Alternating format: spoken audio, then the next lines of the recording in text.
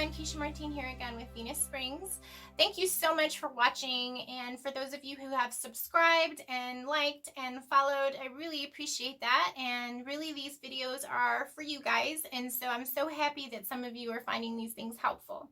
I wanted to share with you guys what prompted me to do the CYH, or Capture Your Heart, video series. Part of what inspired me to do this was working with people that have been so disconnected from their feelings, or they might avoid them altogether, or have been conditioned to completely separate themselves from what they feel and what they know and what they think. Especially for people who have come out of a toxic relationship, have had experience with narcissistic people in their lives. A lot of people have long-term effects in their psyche as a result of those relationships. I remember being in very unhealthy and toxic dynamics with people, and so I'm very passionate about this topic, and I really want to empower people to break free from those kind of dynamics. One of the things that often occurs in those relationships is something called projective identification, in which a person projects their broken, unhealed pieces of themselves onto another person.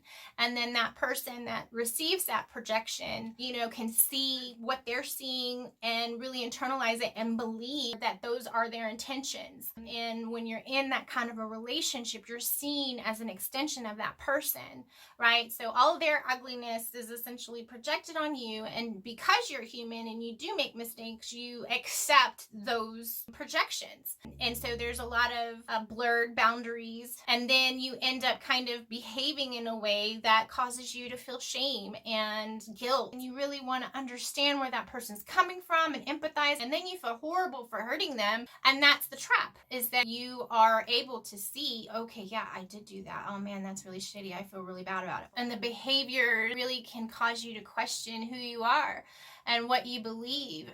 If you're responding that way in a relationship, or if someone is projecting onto you those things that you've seen, then it's probably an indication that you need to step back and work on yourself a little while. I know that's what I had to do. I just had to remove myself completely and go no contact. And this is self-preservation. It's not that you don't care or love that person. It's just not a healthy situation. And that's completely and totally okay. Another thing that happens is what we call in the field as fleas. Well, when you lay down with dogs, you get fleas.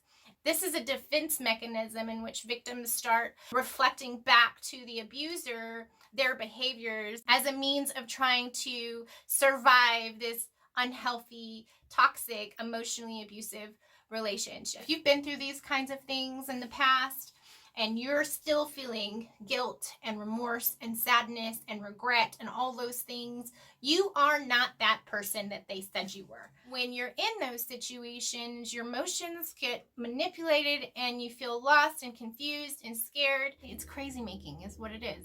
The more that we share, the more we talk about it, the more empowered we can be to navigate the waters of those relationships and the aftermath of those relationships. Now that you have an idea of what prompted me to do this, let's get started. CYH. The idea behind this is that you are making efforts to capture your emotions, to build a relationship with your emotions just as you would with a family member or someone you cared about. It's to help you ground and center and find your balance again.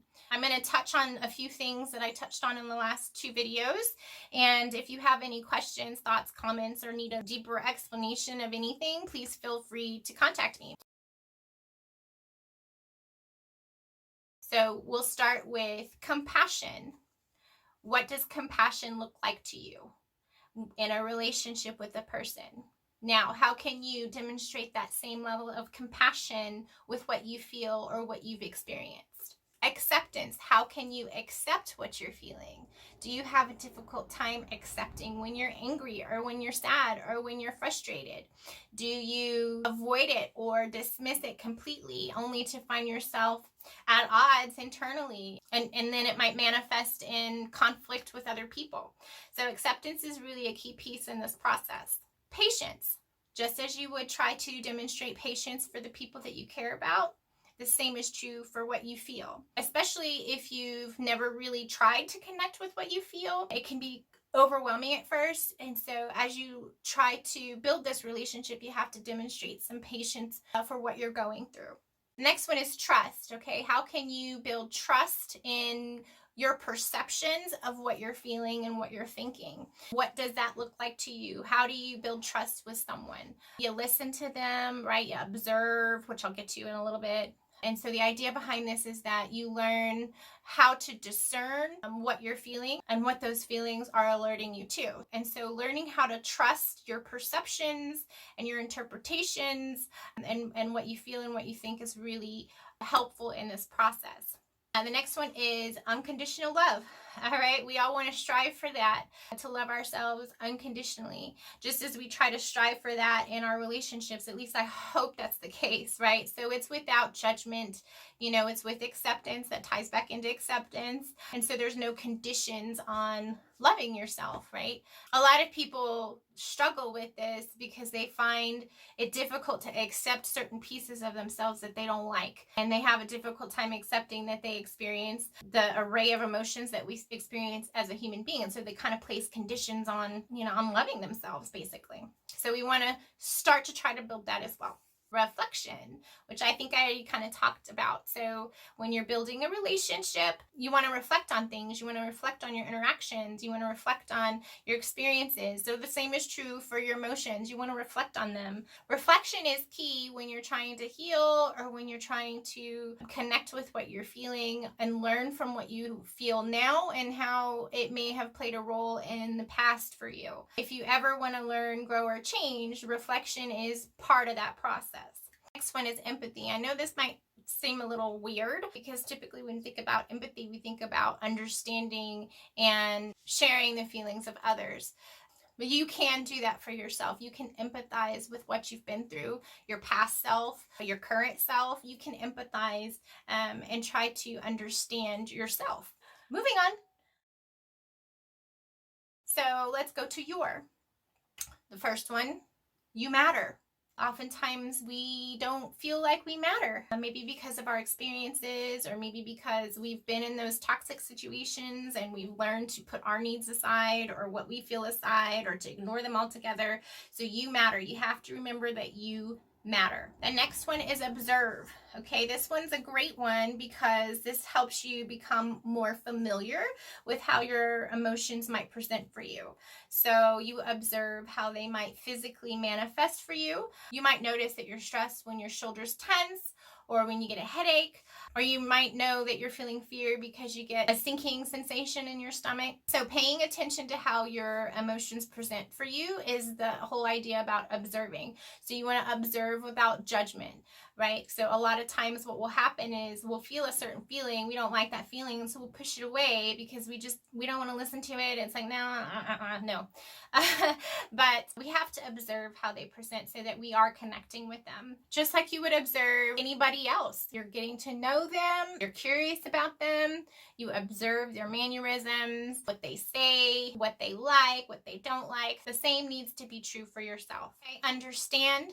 We already kind of touched on that one. So the whole purpose is for you to develop a deeper understanding of what your emotions look like to you and how to improve that relationship.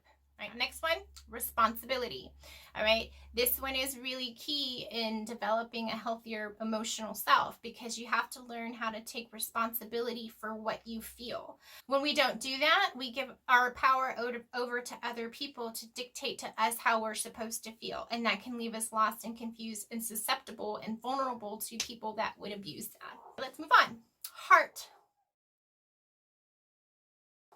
My favorite part. Heart. So honesty. You want to be honest with yourself about what you feel. It's really hard to take responsibility for your feelings if you're not honest about what you feel.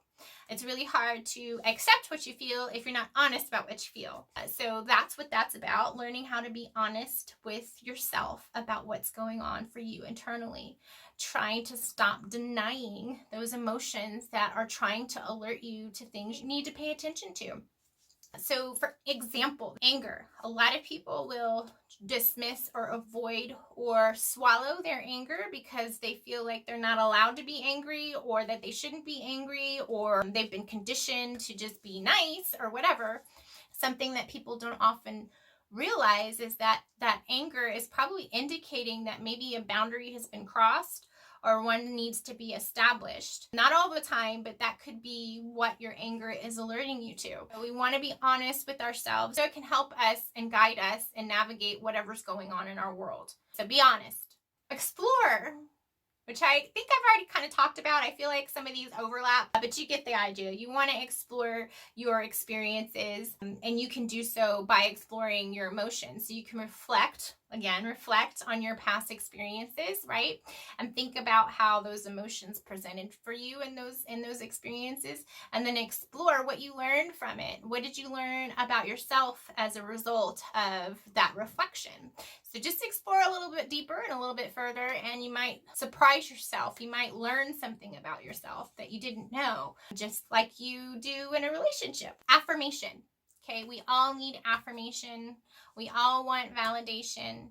The problem arises is when we look too much outside of ourselves for that. So you have to learn to find ways to affirm yourself. So if you're feeling that you aren't doing something good enough, or you're focused on all your past failures, or you're blaming yourself for all the things going wrong around you, right? That's our inner critic speaking.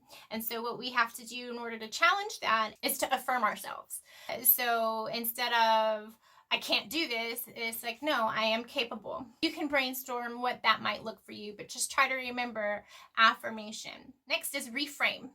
So oftentimes it's not what we feel that's a problem, it's what we think about what we feel, which kind of goes back to something I said earlier, like I shouldn't feel this way, or it's not that big a deal, or all the other things that we might do to try to avoid or distract or completely dismiss what we're feeling, right? So the way you're thinking about your feelings was causing you an issue. And it's building up and building up, and you're just like, meh.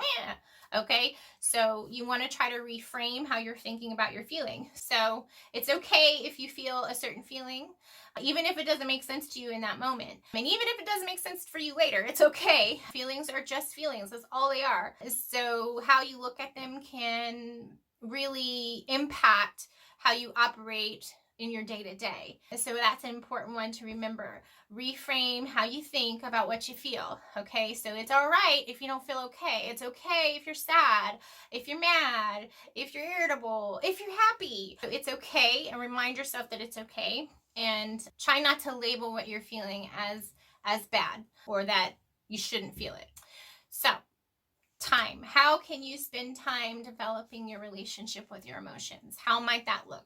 We spend time with our loved ones.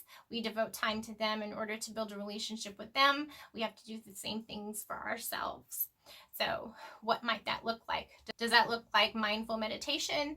Does it look like seeing a therapist once a week? Does it look like just spending some time outdoors, just kind of reflecting on what you've been through, what you've been experiencing? So you got to make space and make time for you to develop that relationship with your emotional self.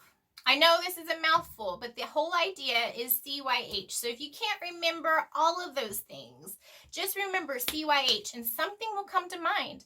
Like, okay, my emotions today are like, la, la, la, whatever. Okay, I can just check myself and say, okay, CYH, what do I need to do right now? Okay, do I need to just accept what I'm feeling? Do I need to demonstrate compassion for myself? Do I need to take time and take a break from whatever I'm doing at the moment? Ask yourself these questions. So CYH, if you can remember that, CYH, then one of these things might stick. As you grow and develop your relationship, you'll be able to remember some of these things more and more. I hope that this has been helpful to you.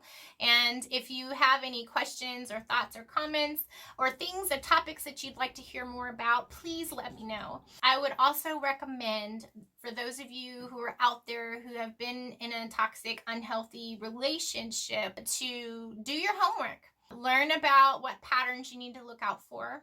Learn about how you can essentially make yourself invulnerable to those types, those people that would just suck you dry if they could, so that you can keep yourself emotionally well and keep your space emotionally well and all the good things.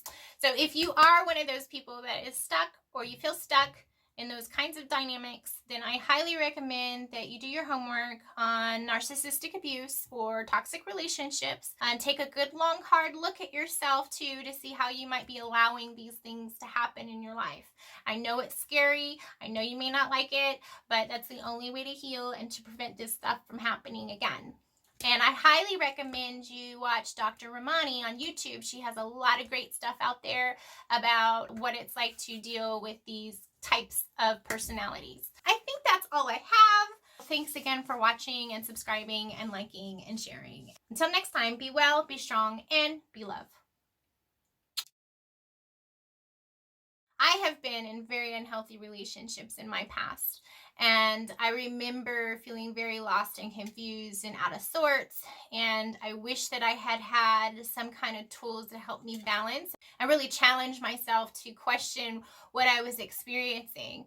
But, you know, I didn't know any better. I was used to just putting my needs aside, and I was just used to it.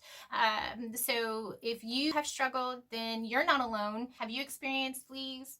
Have you experienced that projective identification to the point where you're constantly questioning who you are, what you value, what you think?